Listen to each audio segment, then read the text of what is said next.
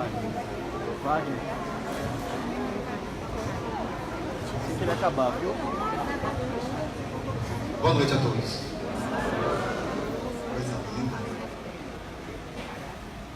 É com muita alegria e carinho que os recebemos para compartilhar deste evento que traz como tema central a caminho da luz. Temos certeza que este encontro, em seus 4 dias, nos trará muitas oportunidades de absorver das palestras e também dos seminários oferecidos e, lógico, de nossos palestrantes e companheiros tão queridos, todo o conhecimento. Sejam todos bem-vindos à nossa 24ª Jornada Espírita de Porto Seguro. Embelezando a abertura deste momento, a Academia de Dança Johnny Alencar nos encanta sempre com suas apresentações, através da música e da dança.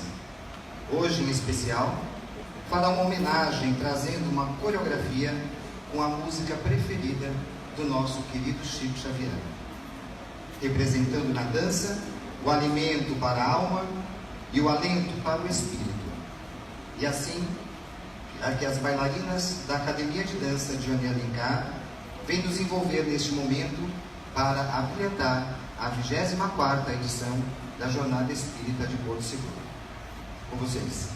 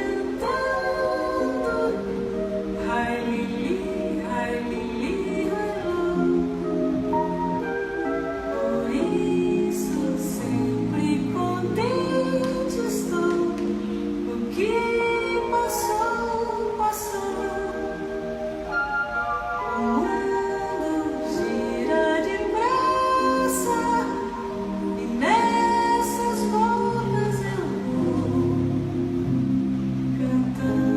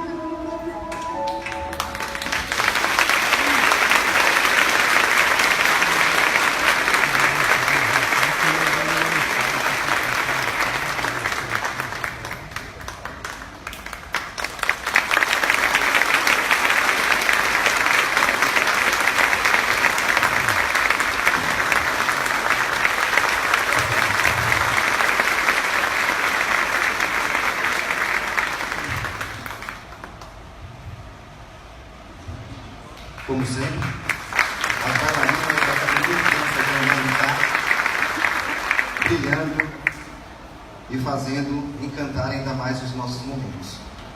Obrigado, Joane, pela presteza e pela parceria de sempre. Que possamos continuar sempre juntos.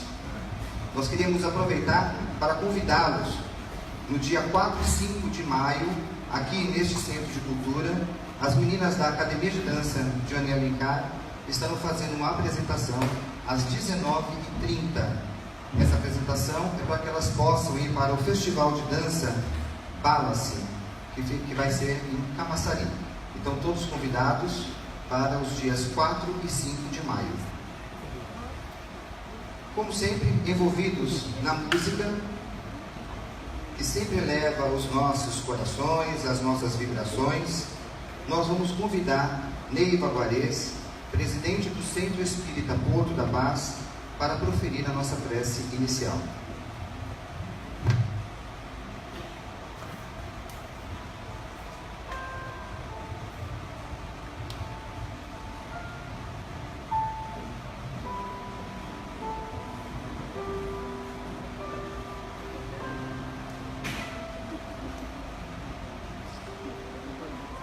Boa noite a todos. Vamos deixar que esta dança, esta música maravilhosa que acabamos de assistir e a melodia que estamos ouvindo agora, que envolva cada um de nós. Que possamos fechar os nossos olhos e sentir a energia deste salão, a energia deste evento tão maravilhoso que nos acolhe, sentindo assim a presença de nosso querido Mestre Jesus, que se aproxima, que nos envolve, que nos acalenta, nos trazendo muita paz. A espiritualidade amiga que aqui se faz presente. Agradecemos imensamente pela oportunidade de mais uma jornada espírita, com este tema que tanto vai nos trazendo de aprendizado, a caminho da luz. Que possamos, durante esses 4 dias, de muito aprendizado, nos tornarmos melhores, buscar absorver todo o ensinamento necessário.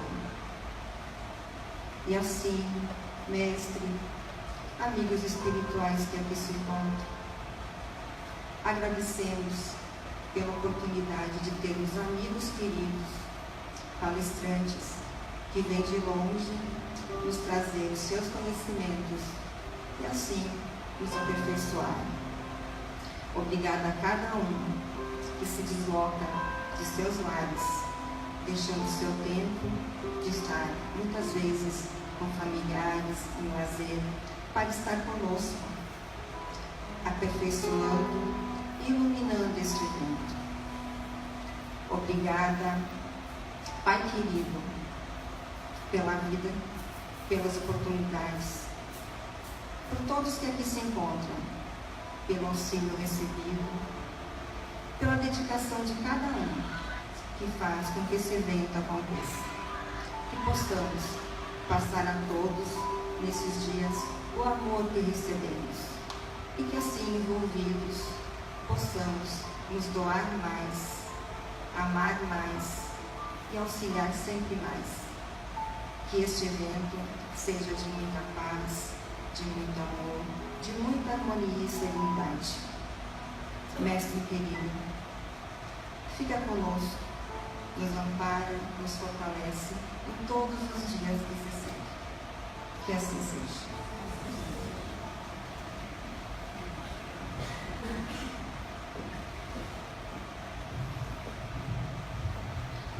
Para que esse evento aconteça, nós contamos com a parceria de alguns trabalhadores voluntários, mas também aqueles patrocinadores que tanto nos ajudam para a realização dele.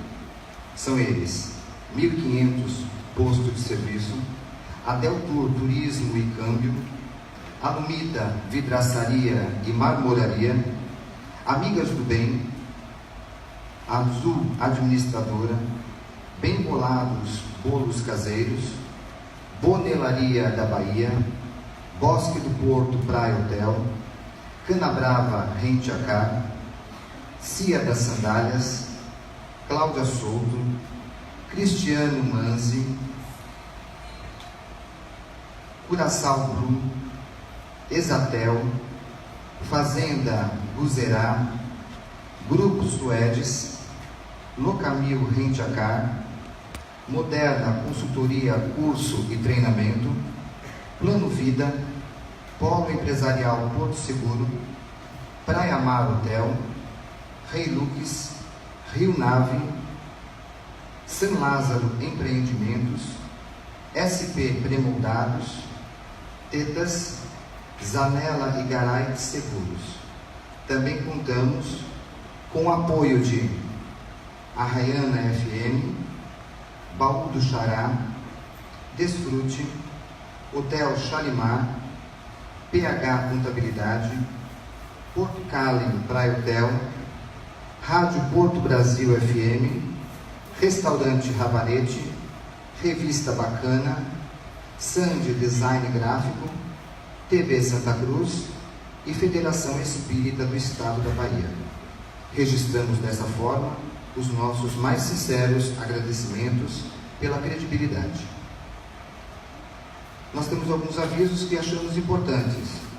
O primeiro deles é reforçar, como vocês perceberam no folder que tiveram, que estarão conosco para as palestras e seminários Saulo César Ribeiro, de São Paulo, capital, Denise Lino, de Campina Grande, Paraíba, Décio e Andoli, de Campo Grande, Mato Grosso do Sul, Nazareno Feitosa, de Brasília, Distrito Federal.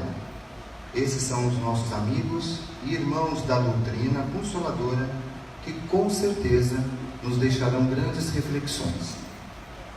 Paralelamente a este evento, nós temos a 18ª Jornadinha Espírita para crianças de 5 a 12 anos, oportunizando aos pais e às crianças este momento único em nossa cidade. Não deixe também de participar de nossos seminários, que acontecerão neste sábado e domingo, sem nenhum custo adicional. No hall de entrada deste Centro de Cultura, acontece a Feira do Livro Espírita. Também convidamos a todos a prestigiarem. Lembrando também que a palestra de encerramento no domingo acontecerá às 18h30, um pouquinho mais cedo, para que a gente possa trabalhar de uma forma melhor. Este evento está sendo transmitido pelo Facebook. Basta acessar a página do Facebook e lá encontrar o portodapaz.com.br.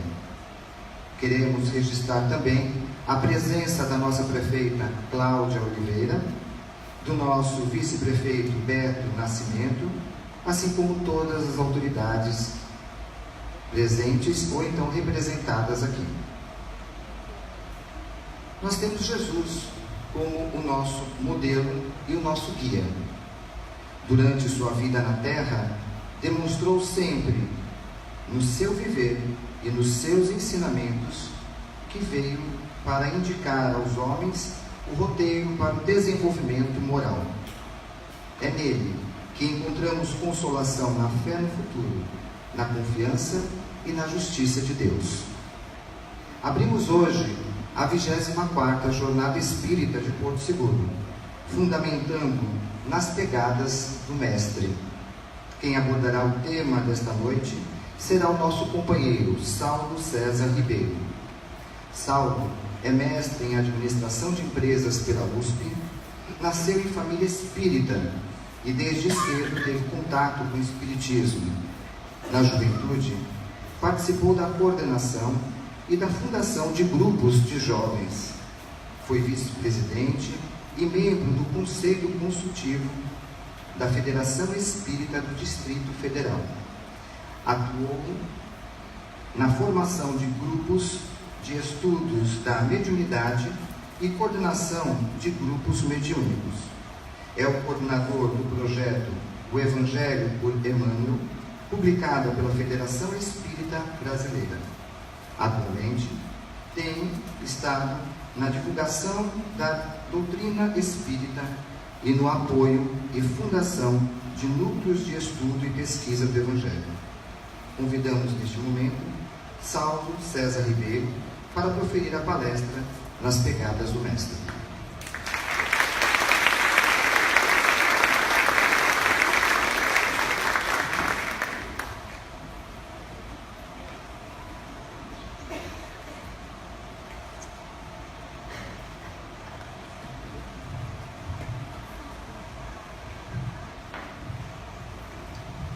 Sempre sinto Roberto Carlos quando eu estou ajustando o microfone. Meus queridos irmãos, minhas queridas irmãs, jovens, crianças, que nos abençoe Jesus nessa noite, para que nós tenhamos momentos de agradável convívio fraterno em torno do Evangelho, à luz da doutrina espírita. É uma alegria muito grande retornar a essa cidade. Nós gostaríamos de cumprimentar aquelas pessoas pelas quais temos muito carinho, cumprimentar na pessoa da Cláudia, da sua filha Larissa, as autoridades aqui presentes, para que nós possamos começar essa semana espírita com uma reflexão muito profunda acerca do que significa o papel do Cristo em nossas vidas. E nós gostaríamos de iniciar com uma fala do Espírito Emmanuel, que nos diz: passa o rio da vida, levando dons divinos em todos os continentes. Contudo, cada ser lhe recolhe as águas segundo o recipiente de que se faz portador. Eu vou traduzir um pouco a fala do Emmanuel. Deus tem dons infinitos. Infinitos. E acredita, gente, a frase pode parecer estranha, mas o infinito é muito grande. Quando a gente pensa no universo, nós temos dimensões inimagináveis para o espírito humano. Somente na nossa galáxia nós temos 200 bilhões de sóis como os nossos. A Terra é tão pequena frente à vastidão do universo que, se nós tomássemos o nosso Sol como uma moeda nessa posição onde está a minha mão, a Terra seria um grão de açúcar na saída do auditório. O universo é infinito. Os dons de Deus são infinitos. O tempo de Deus é a eternidade. A eternidade é mais do que a imortalidade. Porque a imortalidade prevê um começo sem a existência de um fim. Mas a eternidade atravessa os limites do início e do fim. Quando nós pensamos nesse universo grandioso, nós estamos diante de dons infinitos que estão à nossa disposição. O que nos faz lembrar uma pequena anedota de um homem que chegou para Deus e perguntou assim: Deus, o que é $1 bilhão para você? Deus olhou para ele e falou assim: meu filho, $1 bilhão é como se fosse um centavo. E 1 bilhão de anos? 1 bilhão de anos é como se fosse um segundo. O homem se animou e falou assim: ah, meu Deus, me dá um centavo. Deus olhou e falou assim: não tem problema, espera só um segundinho.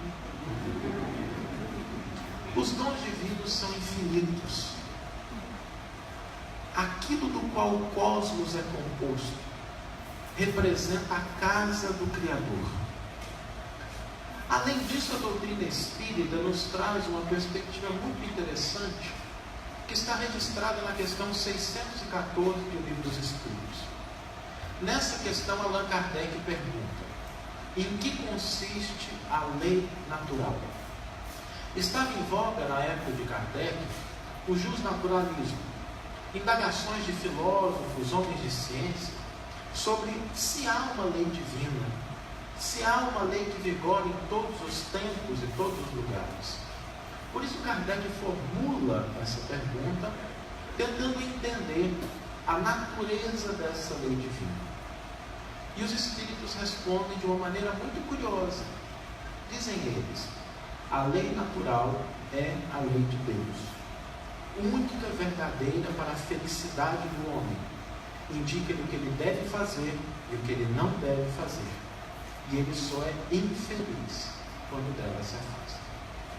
Há uma lei divina, escrita pelo Criador, para que nós sejamos felizes. Felizes. Não interessa à divindade o sofrimento dos seus filhos. Não interessa à divindade a dor. Kardec, como era muito perspicaz, gostaria de saber aonde essa lei divina está escrita. E no item 621 ele procura, questionando especificamente aonde está escrita a lei divina. E curiosamente os espíritos não respondem no Bhagavad Gita, no Alcorão, no livro tibetano dos mortos, na Bíblia, em nenhum dos textos sagrados. A resposta é na consciência. É na consciência de cada indivíduo que Deus escreveu as leis que dizem respeito à nossa felicidade. Nós temos então um cenário muito favorável. Um Deus com dons infinitos. Uma lei escrita para a nossa felicidade. Uma lei que está dentro das nossas consciências. E por que então? Quando contemplamos a paisagem das experiências humanas, tantas dores, tanto sofrimento, tanta discórdia, tanto conflito. Por que apesar disso, de termos um Criador que estabeleceu as suas leis e colocou no caderninho da nossa consciência para que nós sejamos felizes, por que ainda nos defrontamos com tantos desafios? O problema não está nos dons divinos. O problema está dentro de cada um de nós.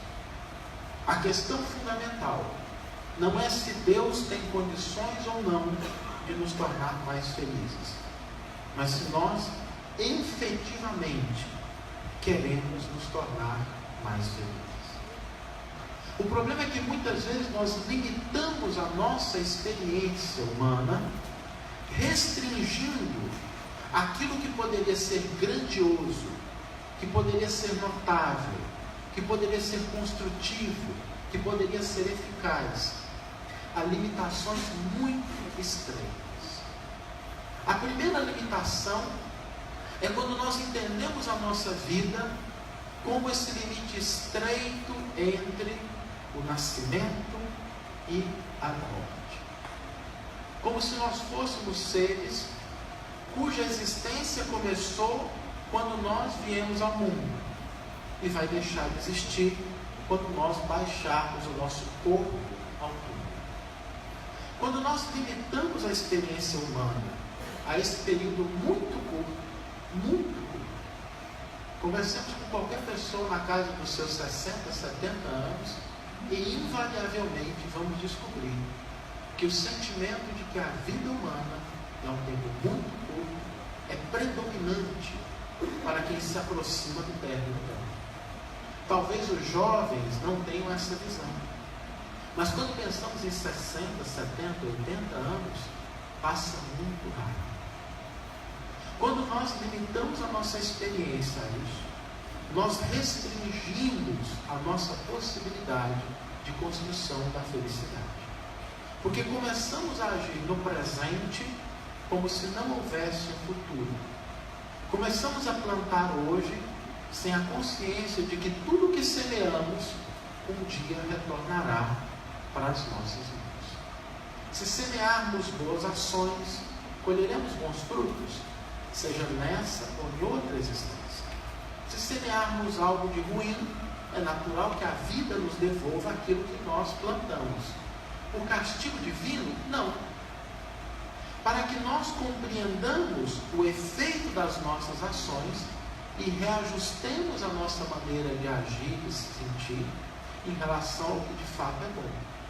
Porque tem muita gente que faz as coisas achando que é muito bom para o outro, sem pensar no que o outro realmente necessita.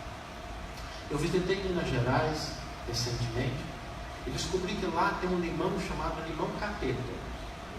O nome já indica como é que é o nível de azedume do negócio. E tem gente que fica plantando limão a vida inteira, distribuindo para os outros. A gente cultiva os sentimentos negativos e entrega para os outros pela maneira como a gente fala, como a gente se relaciona, pela maneira como a gente se comunica nas redes sociais, pela maneira como nós julgamos uns aos outros, achando que está muito bom.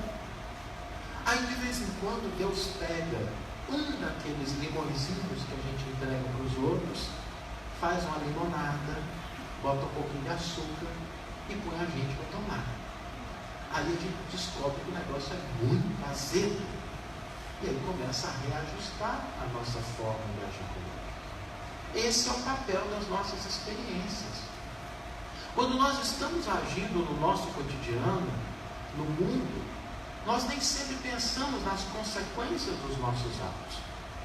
Eu tenho uma amiga evangélica muito curiosa, e um dia ela me procurou assim meio que assustada, porque ela falou assim: Saulo, lá na comunidade que a gente frequenta, a pastora me disse que quando a gente mora, a gente vai para um salão muito grande, mais ou menos como esse aqui, e tem um telão enorme, e aí o salão fica cheio de gente, e começa a projetar no telão tudo que a gente escreveu no WhatsApp, no Facebook, todo mundo vê. E ela estava assustada. Eu acho que ela queria saber se no Espiritismo a gente tem uma salinha mais reservada, um pouco mais de privacidade. Porque nem tudo aquilo que nós fazemos, nós teríamos a coragem de fazer se isso fosse exposto de maneira aberta para todas as pessoas. É curioso que quando nós pensamos na evolução do pensamento religioso, muitas pessoas olham para o Antigo Testamento, para a lei olho por olho, dente por dente, acham uma coisa absurda. E a gente às vezes tem dificuldade de usar o olho por olho, dente por dente no nosso cotidiano. Porque essa lei que Moisés instituiu a fim de conter os instintos de um povo ainda no nível da barbárie, estabelecer que todo mal que alguém fizer contra você, você teria o direito naquela época de retribuir com o mesmo mal. É assim que a gente faz, não é? Se isso significa, atualizando, se alguém falar mal de você no Facebook, você tem o direito de falar mal para essa pessoa do mesmo jeito. É assim que a gente faz? Quantas vezes nós não estabelecemos padrões de comportamento e nós julgamos o outro pela aparência? Nós temos dificuldade de olhar para quem está do outro lado e compreender a natureza das experiências pela qual a pessoa está passando. Compreender que nós estamos diante de uma vida que é inabordável a cada um de nós. Porque a gente não conhece profundamente nem os nossos cônjuges, aqueles que habitam conosco dentro da nossa casa, às vezes nem os nossos filhos. Como julgar e aquilatar o outro sem conhecer? E no processo de conhecimento, a ferramenta mais poderosa é o amor. Ninguém conhece aquilo que não ama. Ninguém conhece aquilo que não ama. Basta que nos lembremos da nossa época de escola. Lembra daquele professor que a gente gostava, da matéria que a gente gostava? Como é que a gente se saía nas provas finais? Muito bem. E aquele professor que a gente não gostava, ou da matéria com a qual a gente não simpatizava? A gente se esforçava muito para dar conta de passar de ano. O amor possibilita a competição. Se nós não amamos, nós não compreendemos. Isso é o que significa restringir a nossa experiência à dimensão material. Mas nós também precisamos compreender que a natureza do nosso sofrimento não está fora, está dentro de nós. Allan Kardec, no livro Céu e Inferno, no seu capítulo 7, no Código Penal da Vida Futura, começa a estabelecer aquilo que representa a justiça divina. Tem 33 artigos no Código Penal da Vida Futura. A gente não recomenda ler todos de uma vez, não, principalmente para quem tem problema cardíaco, tomar algum remédio, porque pode passar mal. Logo no primeiro artigo, Allan Kardec estabelece que a causa do nosso sofrimento são as nossas imperfeições. Não é punição divina. São as nossas imperfeições internas que nos levam a fazer escolhas equivocadas diante das experiências da vida. Por isso a doutrina espírita estabelece como princípio fundamental uma reforma. Quem é espírita aqui, qual que é a reforma? Como é que a gente chama isso? Reforma? Reforma íntima. Não é reforma do vizinho? Não é reforma do meu marido, da minha mulher? Não é reforma dos meus filhos?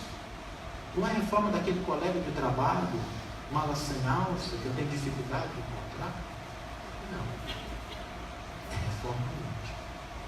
Porque a partir do momento que nós começamos a vencer essas limitações que nós nos impomos pelo desconhecimento do que nós somos, é que nós recolocamos a nossa vida no caminho de uma lei divina escrita para a nossa felicidade e de bens infinitos que aguardam mãos dispostas a alcançá-los.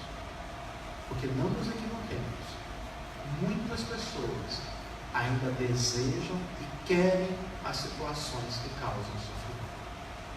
A maior dificuldade da espiritualidade não é conceder orientação e consolo, mas é fazer com que a pessoa deixe de querer aquilo que lhe causa sofrimento. Quem que assistiu o filme Nosso Lar? Muitas pessoas assistiram, a gente recomenda. Tem uma cena muito bonita, que André Luiz, depois de ter passado 8 anos no umbral, resolve fazer uma prece. Podia ter feito na semana seguinte, não podia? Precisava esperar 8 anos. 8 anos passou, fez a prece. E aí na prece, o sistema de ambulância do plano espiritual é muito eficiente, porque ele orou, a ambulância estacionou na hora. Os mentores recolheram, colocaram numa maca, e o dirigente daquela caravana olha para a multidão de sofredores e estende a mão. Quantos respondem? Quantos estão dispostos a abandonar as posições de orgulho, de preconceito e de apego na direção da construção de algo melhor? Os grandes desafios não repousam no mundo lá fora, mas os maiores adversários à nossa felicidade habitam o íntimo das nossas almas. É dentro dos nossos corações que se travam as mais severas batalhas em relação à construção de um futuro melhor. Não é uma tarefa simples, não é uma tarefa fácil. Quando nós estamos diante dos desafios internos, nós estamos diante dos maiores desafios da nossa vida. Porque às vezes a gente pode ter solução para a economia, para a política, para a tecnologia, como é que o mundo deve funcionar. O que caracteriza uma figura que eu acho que aqui nós não temos, aqui na Bahia não tem, mas lá em São Paulo eu encontrei, que é aquele ativista de pijama. É aquela pessoa que senta em casa e tem a solução para tudo, mas que os outros devem fazer, o que os outros devem pensar, o que os outros devem mudar. Mas às vezes nós não olhamos dentro do círculo das nossas ações aquilo que nós podemos fazer. E a gente resolve o problema da economia e da política, mas não equacionamos as nossas relações no ambiente doméstico. A gente dá solução para tudo lá fora e esquece, às vezes, de estender a mão para quem está do outro lado da rua, esperando um minuto da nossa visita. São posturas difíceis, mas para a nossa felicidade, há 2000 anos aproximadamente atrás, Deus, consciente da nossa dificuldade, de ler a sua lei em nossas consciências e lançar mão dos bens divinos, nos mandou um professor, nos mandou um guia, nos mandou aquilo definido pela doutrina espírita no item 625 do Livro dos Espíritos, quando Kardec indaga: qual o tipo mais perfeito que Deus tem oferecido ao homem para lhe servir de guia e modelo? E os Espíritos respondem: Jesus. A partir dessa resposta, a presença do Mestre em nossas vidas adquire um duplo sentido. O primeiro deles, do guia, mas um guia que conhece o caminho, um guia que sabe a direção segura, um guia que compreende as limitações daquele que está jornadeando e não pede para que ele ande 30 quilômetros quando a sua condição física só lhe permite 15. Mas, acima de tudo, um modelo.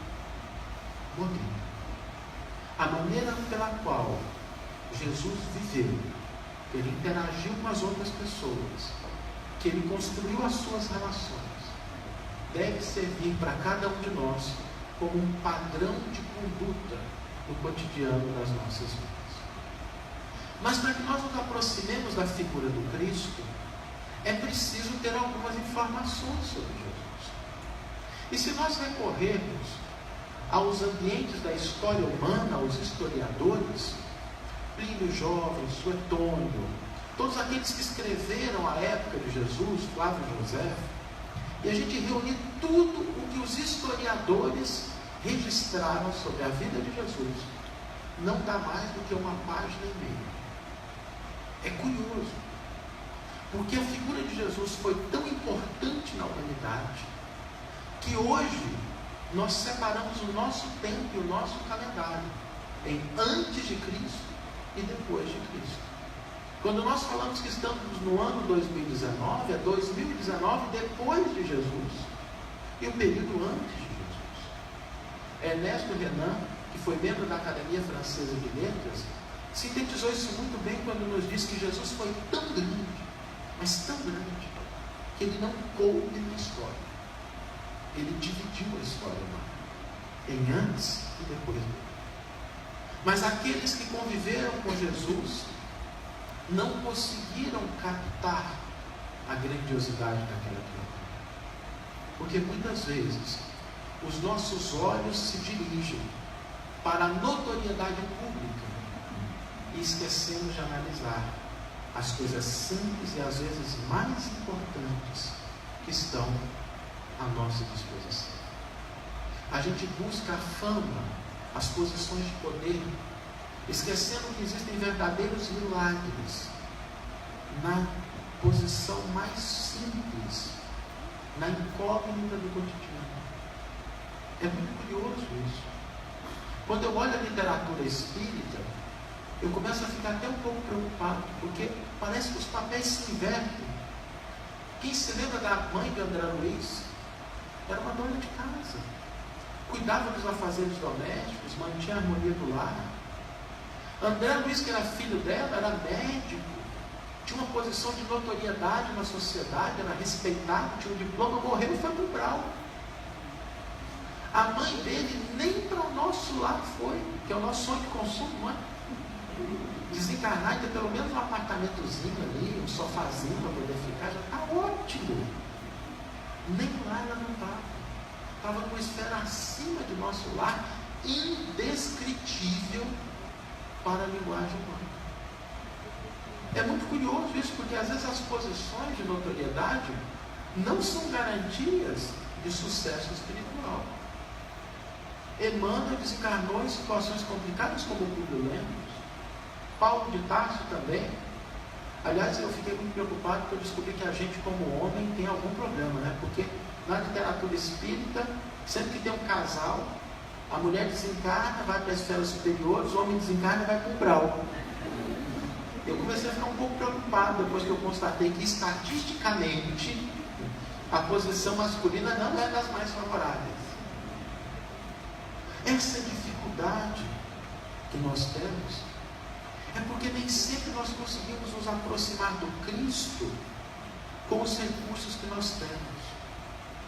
A gente se afasta olhando simplesmente para as coisas externas e a gente esquece de se aproximar da fonte que nos permite compreender o ensino e a vivência de Jesus. E aí, gente, não tem alternativa. Quando a gente fala de Jesus, o lugar onde está registrado o que ele fez, como ele viveu, é na Bíblia, particularmente no Novo Testamento. Não há outra opção. Allan Kardec, consciente disso, produziu um tratado de interpretação bíblica, chamado O Evangelho segundo o Espiritismo. É o Novo Testamento interpretado à luz da doutrina espírita. Às vezes a gente olha para os ensinos de Jesus e acha que dá para aprendê-los somente de ouvido. E Allan Kardec estabelece na introdução do Evangelho segundo o Espiritismo que muitos se aproximam da mensagem do Cristo por ouvir dizer. É mais ou menos assim, a gente pergunta: você já leu o Novo Testamento? Não, leu ou não li? Mas eu oro com tanta fé que eu sinto que Jesus está do meu lado. Dá para fazer isso? Experimenta fazer isso com relação à nossa prova no colégio. Não estuda o livro, não estuda a matéria, mas no dia da prova ora muito. Vai dar certo. Porque a mensagem do Cristo precisa ser conhecida, meditada, sentida e vivida.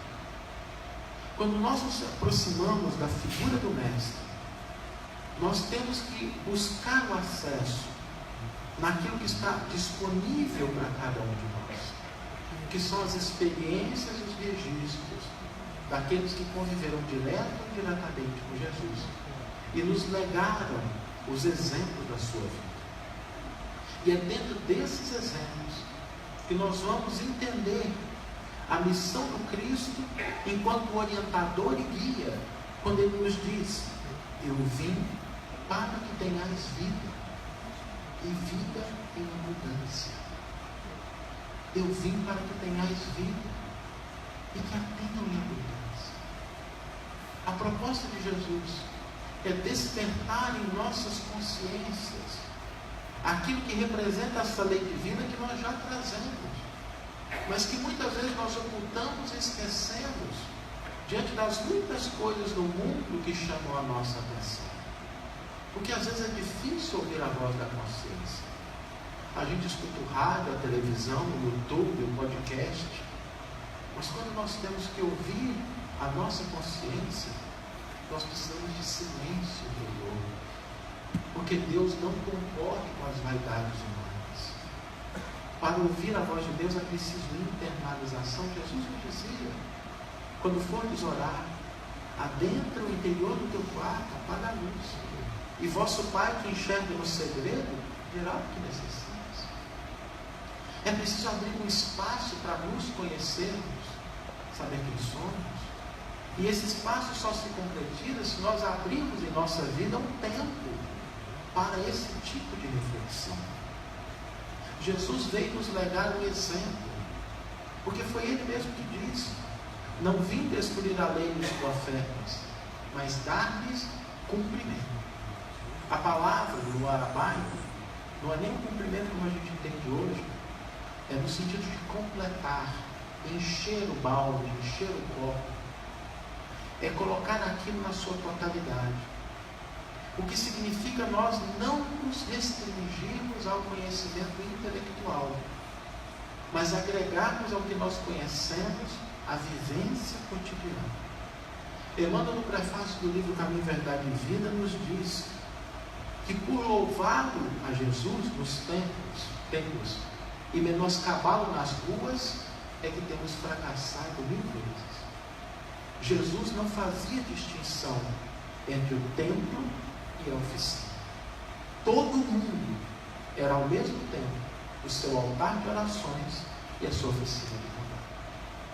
Por isso, quando nós olhamos a nossa vida, nós não devemos nos restringir no nosso aspecto religioso As casas espíritas, as igrejas católicas, templos evangélicos, budistas, todas elas. Porque aqui dentro é muito bom, porque é um treino. Aqui é para a gente desenvolver forças para que a gente seja cristãos lá fora. O desafio não está aqui dentro. Porque aqui é tão bom, não é? A gente chega, não conhece a pessoa, se chama de irmão, abraça. Alguém pisa no nosso pé, não tem problema, já está desculpado. Aí a gente sai para fora, parece que alguma coisa muda na nossa cabeça. E a gente está numa situação tranquila, calma, alguém faz alguma coisa com a gente lembra até da mãe da criatura. O desafio está lá fora. Aqui dentro é mais ou menos como um posto de gasolina, que a gente enche o nosso tanque de fraternidade, de compreensão, de tolerância, de paciência, para gastar lá fora. Para que a gente desenvolva esses valores internos, que às vezes nós achamos que temos, até que sejam colocados à prova. Às vezes a gente acha que é muito bom, muito paciente, até que alguém requisite esses valores no nosso cotidiano. Eu vejo algumas pessoas dizendo às vezes, mas eu não suporto, parece que eu olho na minha família, ninguém me compreende, todo mundo me critica, fala mal. Eu digo, meu filho, dá graças a Deus. Porque se você está numa família, olha em volta e só vê problema, é sinal de que você já está sendo testado em relação à sua musculatura espiritual. A vida é uma academia. Agora, se você olha em volta, só tem espírito evoluído, todo mundo te compreendendo, você dá um fora, as pessoas te ajudam. O problema pode não ser as outras pessoas. O problema pode ser que reuniu uma equipe muito boa para cuidar de uma ovelhazinha desgarrada, que é você. Quando nós olhamos para as nossas experiências da vida, elas nos levam a encará-las como oportunidades de avaliação daquilo que nós trazemos dentro da alma. Uma vez Frei Leão chegou para São Francisco e, percebendo que São Francisco estava com a cabeça baixa, meio desanimado, pensativo, Frei Leão chegou para ele e perguntou: Pai Francisco, o que te preocupa? E Francisco disse assim: meu filho, eu estou fazendo um balanço da minha vida e eu estou percebendo o tanto de defeitos, de imperfeições que eu tenho, e eu estou bastante desanimado com isso. Frei Leão começou a rir. Você, Pai Francisco, eu não vou falar das suas virtudes, mas eu conheço muita gente pior do que você, que não está nem um pouco preocupado com isso. E Francisco disse assim: meu filho, mas se esses aos quais tu te referes tivessem recebido o que eu recebi, talvez não fosse evolução. E se eu não tivesse recebido o que eu recebi, talvez fosse muito pior do que eles.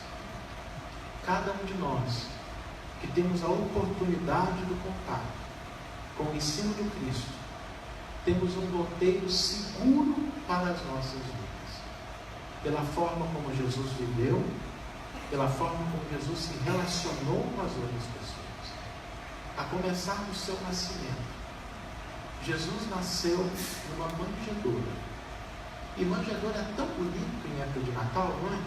A gente monta o presépio ali, parece um lugar simpático. Ocorre que, quando nós olhamos uma manjedoura, o que há de mais próximo na nossa cultura de uma manjedoura é curral. Curral. Jesus, quando veio ao mundo, nasceu num curral, para nos mostrar que não importa aonde você esteja, importa aonde você quer chegar.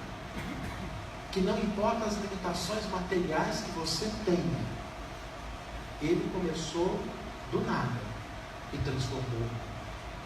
Nós não precisamos esperar as posições de notoriedade ou de destaque no mundo para começar a nossa trajetória na busca do que nós desejamos. Jesus, quando nasceu naquelas circunstâncias, assim o fez em função de um edito de César, que estabelecia que fosse feito um censo naquela região.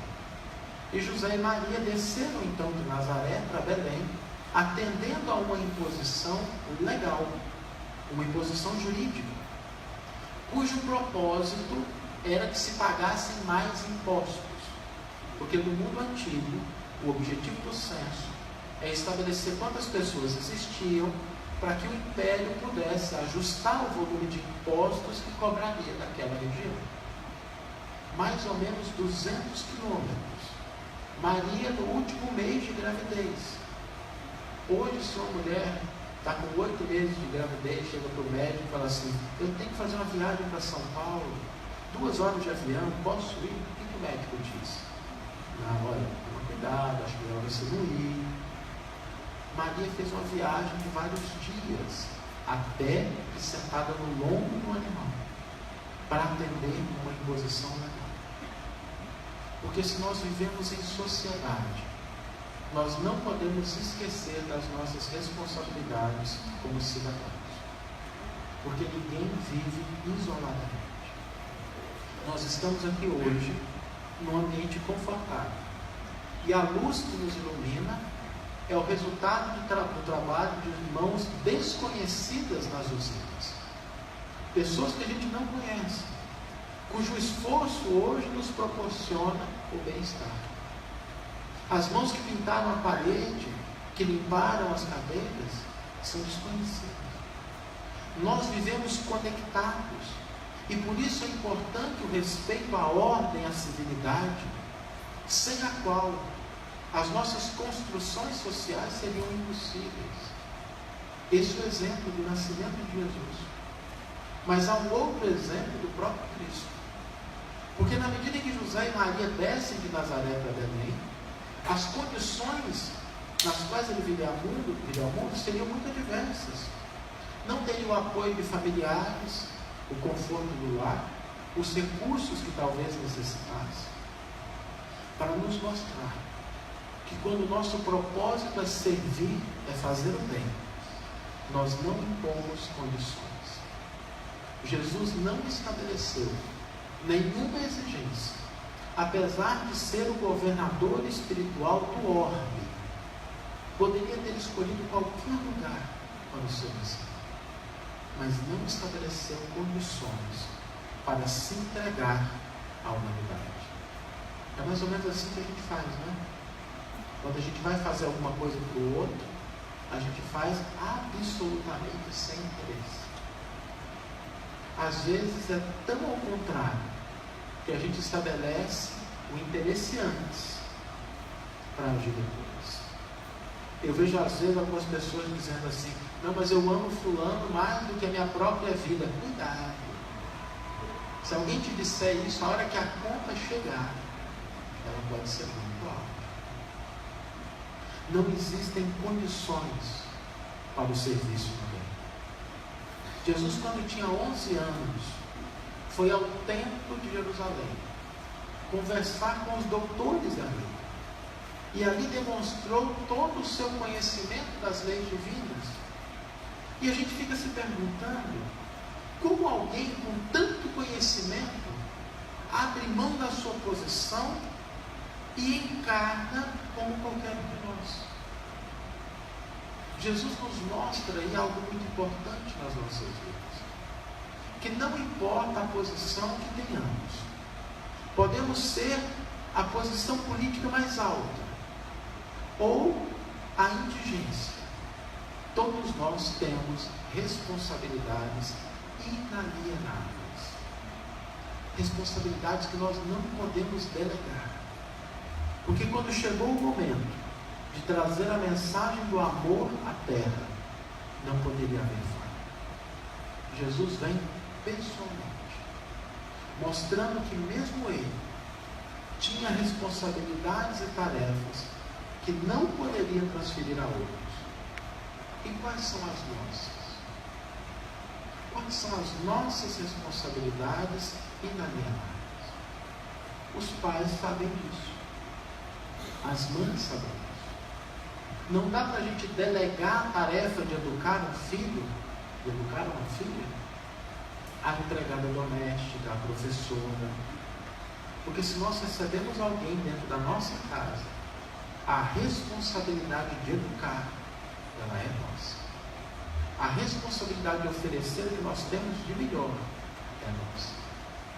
Às vezes nós abdicamos dessa responsabilidade quando nós colocamos a nossa posição como sendo uma posição diferente da responsabilidade de pais, mães, avós, tios, que têm o dever de educar aquele ser que está nascendo, aquele ser que está crescendo, mas que traz as suas tendências, as suas imperfeições, e que nós precisamos estar atentos, porque a nossa responsabilidade é orientá-los.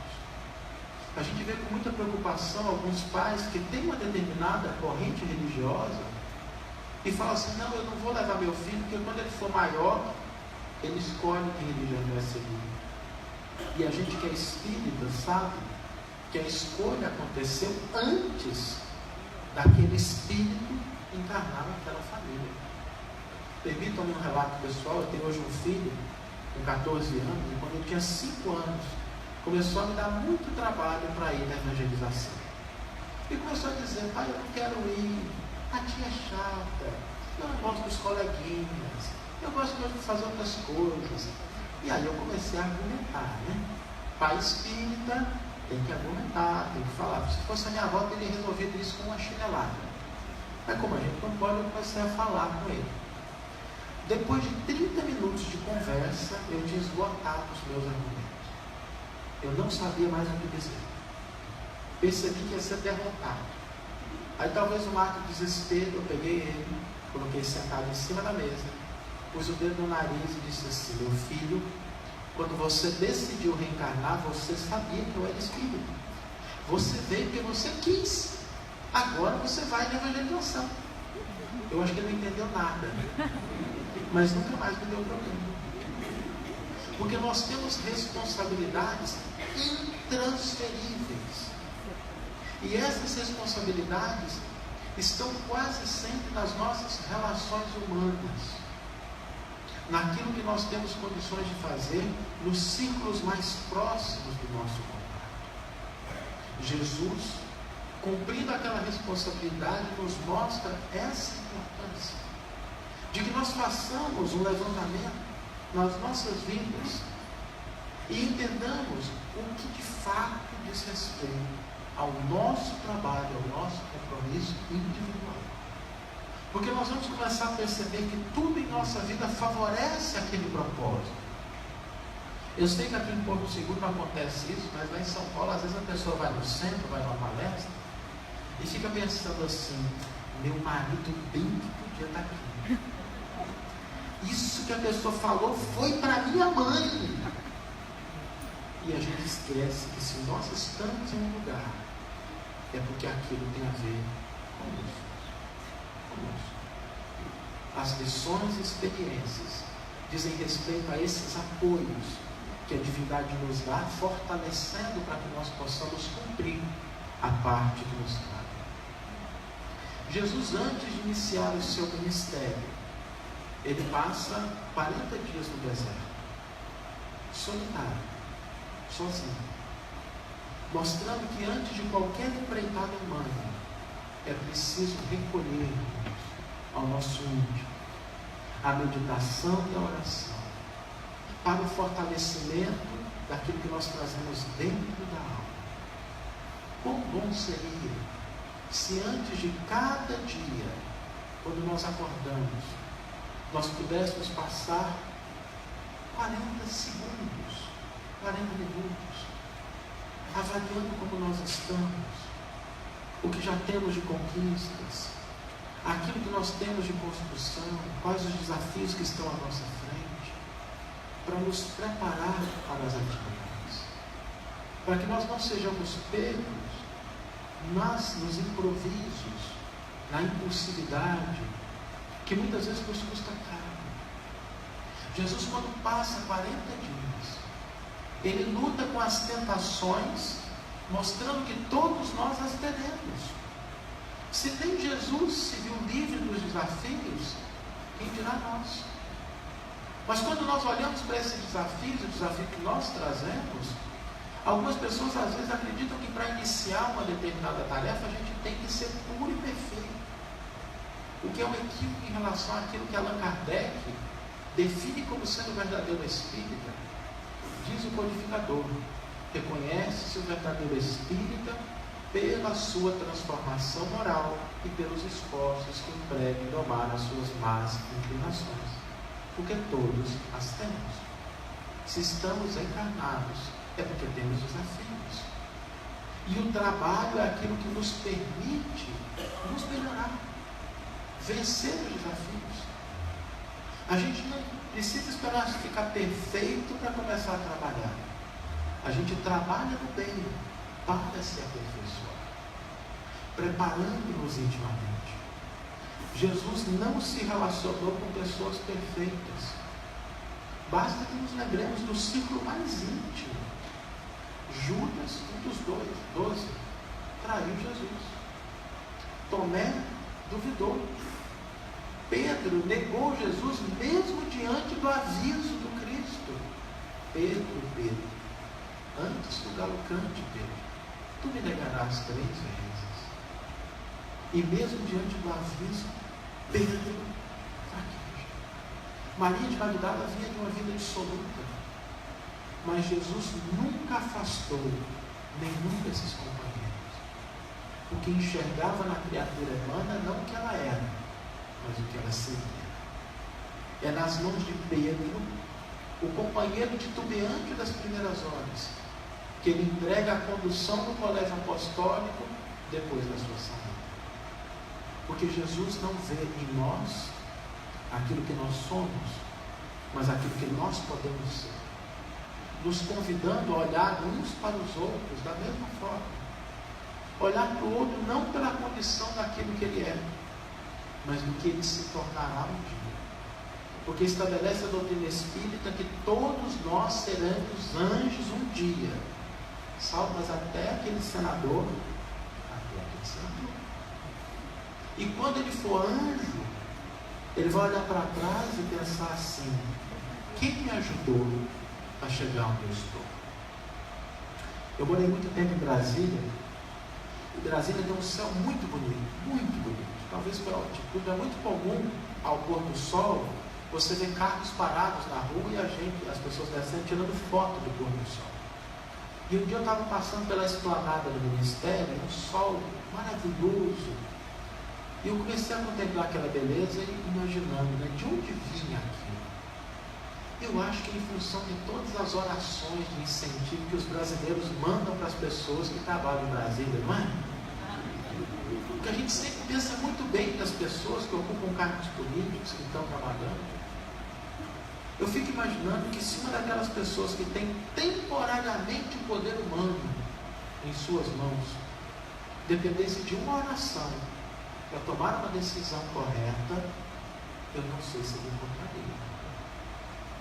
Porque às vezes nós nos apegamos às coisas negativas uns dos outros, esquecendo que a nossa tarefa é despertar o bem e o serviço ao semelhante. Deus não precisa das nossas mãos para exercer a justiça. Deus não precisa das nossas mãos para exercer a justiça. Deus precisa das nossas mãos para o exercício da misericórdia. O que não significa a conivência, a leniência, mas olhar para o outro e entender o que de melhor eu posso fazer para que a criatura que hoje está no erro e equívoco se torne amanhã alguém melhor. Jesus tinha um autoconhecimento extraordinário. Quando alguém chegou para ele, um jovem doutor da lei, e falou assim: bom mestre, Jesus para a pessoa na hora e pergunta: por que me chamais de bom? Bom só no único é Deus, mas mestre eu sou. Absolutamente consciente da sua postura, daquilo que ele já havia ganhado, demonstrando ao mesmo tempo a humildade, mas a humildade que não é a auto-humilhação. Humildar-se e humilhar-se são duas coisas diferentes.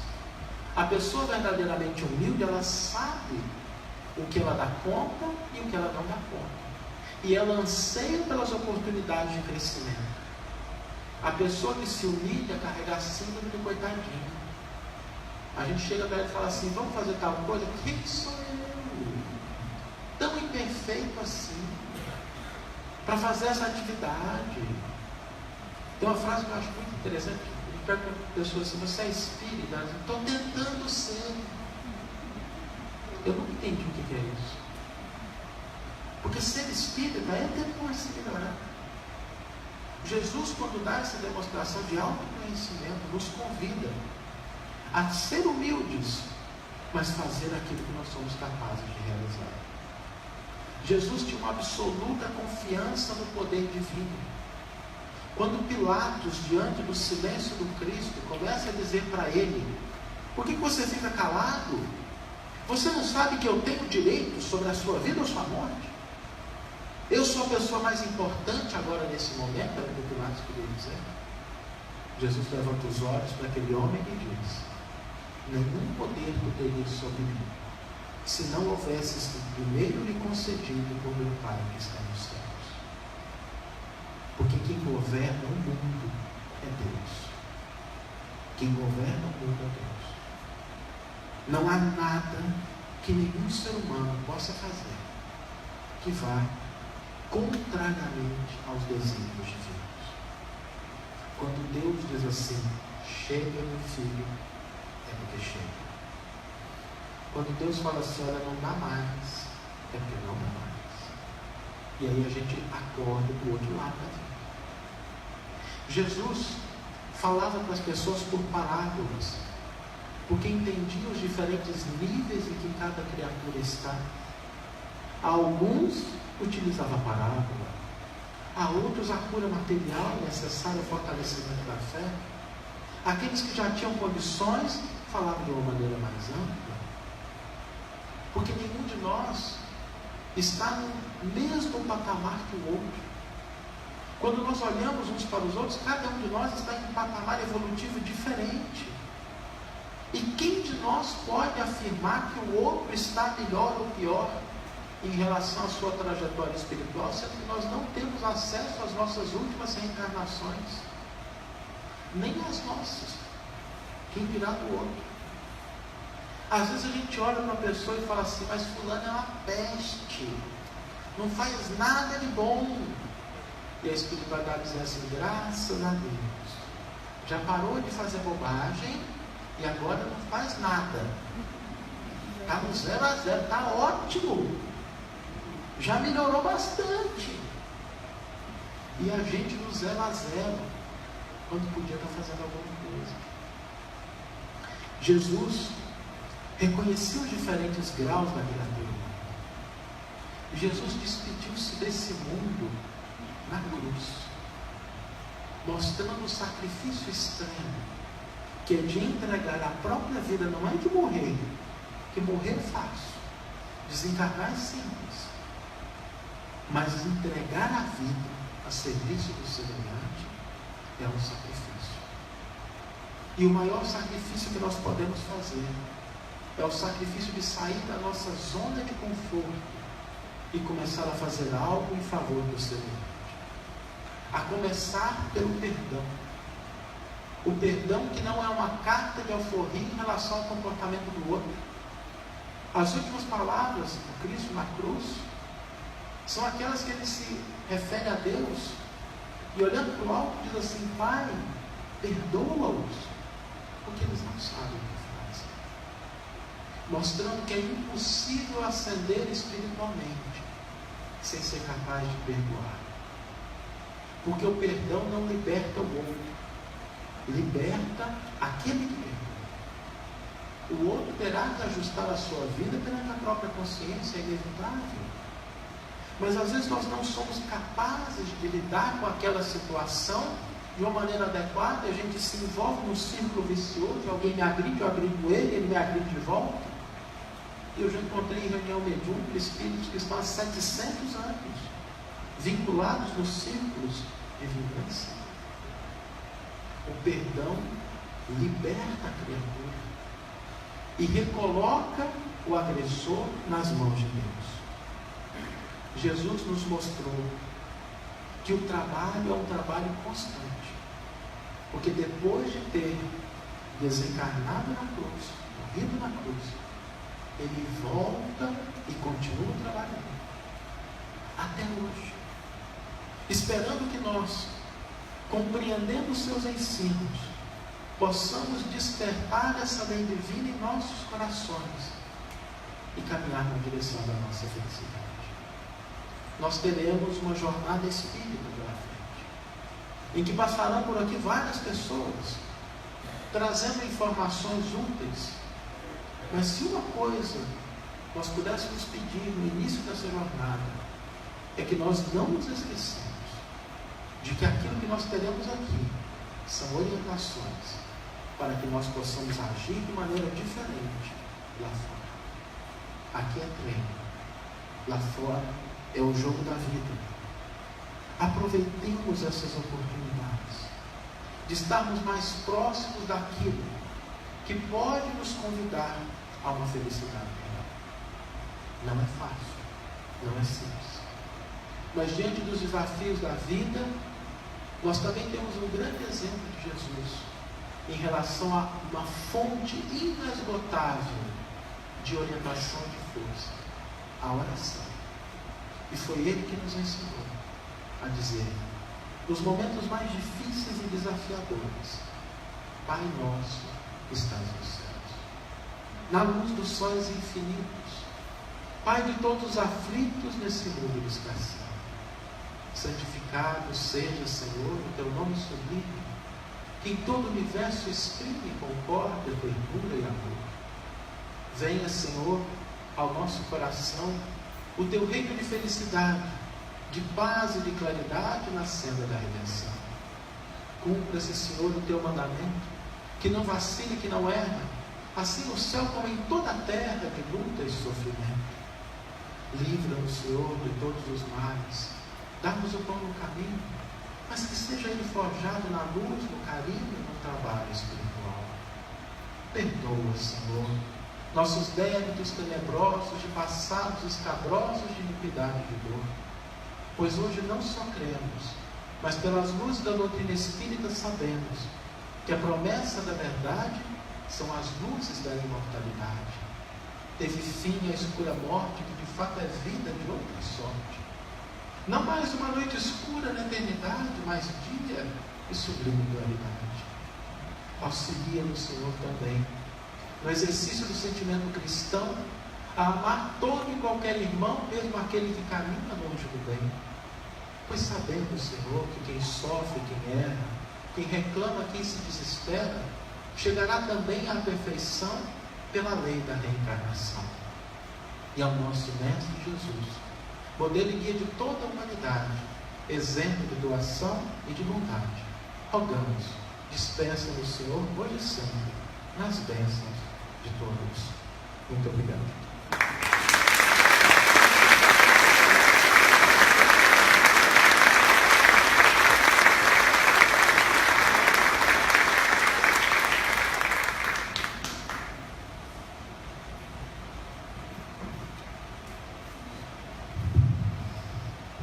Agradecemos a Salmo pelas palavras, pelo encorajamento, que sempre acaba agradecendo um pouco mais os nossos momentos. Tenho certeza que vamos sair daqui hoje bem melhores do que quando chegamos. Obrigado. Nós estamos nos preparando para encerrar as atividades dessa noite, envolvidos na música como a prece de agradecimento.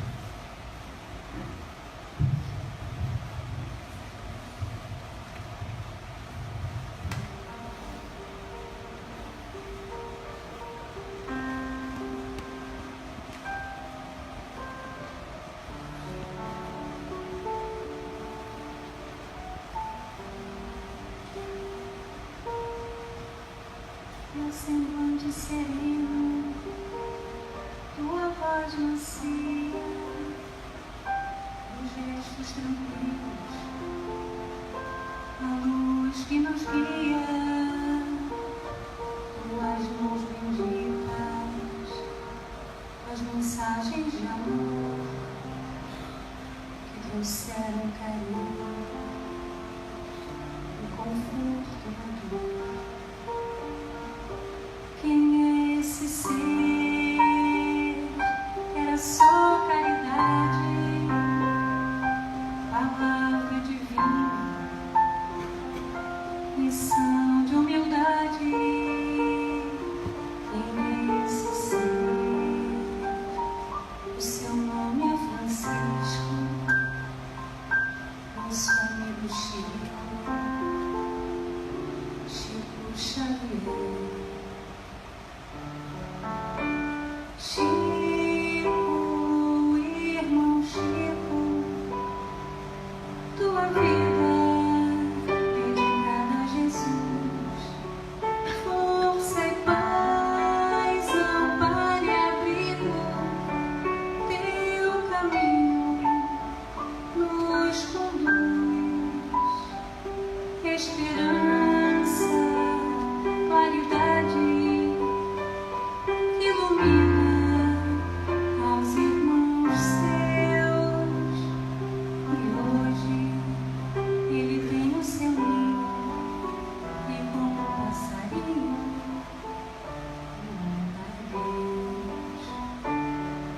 Chico, irmão Chico, tua vida dedicada a Jesus, força e paz, amparo e abrigo, teu caminho nos conduz, esperança, claridade, ilumina aos irmãos seus. E hoje ele tem o seu ninho, e como um passarinho voa para Deus.